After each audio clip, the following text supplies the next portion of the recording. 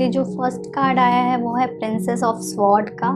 ये कार्ड कहीं न कहीं ये बता रहा है कि हो सकता है कि मंथ में आप बहुत ही लॉजिकल डिसीजंस लें। आप रिलेशनशिप में बहुत सफ़र कर रहे हो ऐसा लग रहा है, और हो सकता है आप कुछ ऐसे डिसीज़न लोगे जो आपको समझ में नहीं आएगा कि ये क्यों ले रही हूँ, बट हो सकता है सबकॉन्शियसली आपका दिल और दिमाग अब एक कंक्लूज़न चाहता है, कुछ चाहता है कि करेक्ट हो।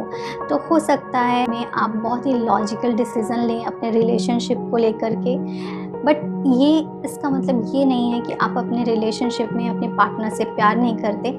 आप उनसे प्यार करते हैं, बट बहुत सी चीज़ों को कन्फ्रंट करेंगे जो करेक्ट नहीं चल रहा है आपके रिलेशनशिप में। ओके, वहीं दूसरी तरफ जो कार्ड है वो है टू ऑफ स्वॉर्ड का। हो सकता है बहुत टाइम से आप अपनी लाइफ में कुछ भी ऐसा बड़ा डिसीज़न नहीं ले रहे थे या लेने को डर रहे थे, आपको समझ में नहीं आ रहा था कि क्या ये डिसीज़न करेक्ट रहेगा। इसलिए ये टाइम पे आप अपनी लाइफ में कुछ इम्पॉर्टेंट डिसीज़न ले सकते हैं, और ये डिसीज़न लॉजिकल होंगे, प्रैक्टिकल होंगे। ओके, मुझे ऐसा लग रहा है कि हो सकता है इस सिचुएशन में आपकी कुछ ज़्यादा मदद नहीं करेगा कोई भी। आप हो सकता है आपके डिसीज़न के अगेंस्ट बहुत सारे लोग होंगे। अगर आप मैरिड हैं और आप शादी से निकलने का डिसीज़न ले रहे हैं तो हो सकता है आपको कोई सपोर्ट नहीं करेगा, बट अगर आप चाह रहे हैं तो आप ये कर सकते हैं। ऐसा हो सकता है आप में से कई डिवोर्स फाइल कर सकते हैं, या फिर अगर आपका डिवोर्स केस चल रहा है तो आप सेपरेट हो सकते हैं।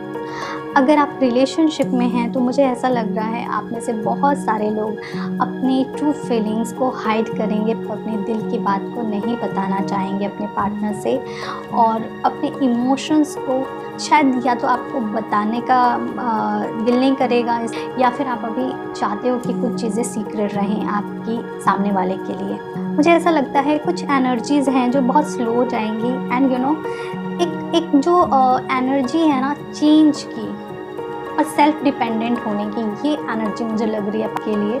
हो सकता है आप में से कई लोग अपने रिलेशनशिप में बहुत ज़्यादा डिपेंडेंट हो अपने पार्टनर पे, लेकिन एक टाइम पे आपको समझेगा कि आपका पार्टनर नहीं चाहता कि आप उस पर बहुत ज़्यादा डिपेंडेंट हो। तो ये टाइम हो सकता है आप में से बहुत से लोग डिपेंडेंसी में डिपेंडेंट ना रहो अपने पार्टनर पे, और सारे डिसीज़न सारी चीज़ें खुद से करो अपनी लाइफ के। ओके, तो मुझे ऐसा भी लग रहा है कि आपको थोड़ा सा अलर्ट रहना चाहिए। हो सकता है आपको कुछ ना कुछ टेंशन, हेल्थ इश्यूज़ या फिर आपको मेंटल इश्यूज़ हो सकते। सो मेक श्योर आप अपने को ऐसे पर्सन्स के आसपास रखें, ऐसे फैमिली मेम्बर के आसपास रखें कि अगर कुछ भी इशू होता है तो they take care of you. Okay, so ये बात है। मुझे ऐसा लगता है कुछ ऐसे डिसीज़न लेंगे जो आपको लॉन्ग रन में बहुत बेनिफिशियल रहेंगे। हो सकता है लोग आपको स्टार्टिंग में कुछ क्रिटिसाइज़ करें, लेकिन बाद में लोग आपकी रिस्पेक्ट करेंगे। ये रिलेशनशिप को लेकर के भी, अगर आप इस रिलेशनशिप में अगर कुछ प्रैक्टिकल डिसीज़न ले रहे हो आज, जो हो सकता है आपके पार्टनर आज अप्रिशिएट ना करें, but may be after some time he will appreciate और she will appreciate your effort. Okay, आपको थोड़ा सा अपने नज़रिए को चेंज करने की ज़रूरत है। अगर आप किसी पर्सन पे ट्रस्ट करते हो तो ट्रस्ट करो, बट कहीं ना कहीं आपको एक थिक लाइन रखनी बहुत ज़रूरी है। तो इस चीज़ पे आप काम करिए, चीज़ों को थोड़ा अलग नज़रिए से देखने की कोशिश करिएगा आप, कि बहुत सारी चीज़ें चेंज होंगी जो आपके बेटरमेंट के लिए होंगी। आपको कुछ नए तरीके के नज़रिए मिलेंगे देखने को चीज़ों को। एक चीज़ और बोलती हूँ, अगर आप किसी भी तरीके की एडिक्शन में हैं या आपके पार्टनर किसी भी तरीके के एडिक्शन में हैं, तो आपको सीरियस नोट पे काम करना पड़ेगा। Addiction could be anything like alcohol, phone addiction और any addiction. I hope you understand, any addiction अगर आपके रिलेशनशिप में हमेशा प्रॉब्लम क्रिएट करेगा, तो इस चीज़ पे आपको काम करने की ज़रूरत है। एंड जो भी अननेसेसरी बर्डन है आपकी लाइफ का, उसको आपको निकालने की बहुत ज़रूरत है, क्योंकि अगर आप नहीं उसको लाइट करोगे अपने बर्डन्स को अपनी लाइफ से, अपने रिलेशनशिप से, तो ये रिलेशनशिप को बहुत ही प्रॉब्लम क्रिएट करेगा। जो एंजल मैसेज है आपके लिए, फर्स्ट कार्ड है वो है वेजिटेरियन, वेगन का। तो कोशिश करो, अगर आप वेजिटेरियन रह सकते हैं तो आप रहिए, नहीं तो आप कम से कम ग्रीन वेजिटेबल्स, फ्रूट्स ज़्यादा खाने की कोशिश करिए। जो नेक्स्ट कार्ड है वो है वर्कशॉप एंड सेमिनार का।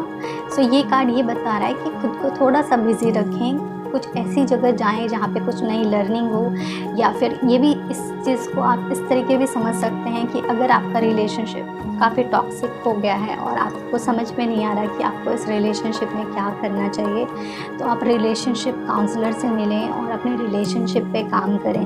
क्योंकि अगर आप चाहते हैं तो आपका रिलेशनशिप अभी भी वर्क किया जा सकता है, इस पे काम किया जा सकता है, और बट इसमें आपको किसी की मदद की ज़रूरत लगेगी। ओके, अगर आप किसी दोस्त से बात करना चाहते हैं, दोस्त से करें, किसी फ्रेंड से फैमिली मेम्बर से चाहते हैं, फैमिली मेम्बर से करें, और नहीं तो रिलेशनशिप काउंसलर्स के पास जाएं और अपने रिलेशनशिप पे काम करें। ठीक है, ये आपकी रीडिंग थी। आई होप ये रीडिंग आपको थोड़ी मदद करे और आप कुछ बेटर डिसीज़न लो अपनी लाइफ में।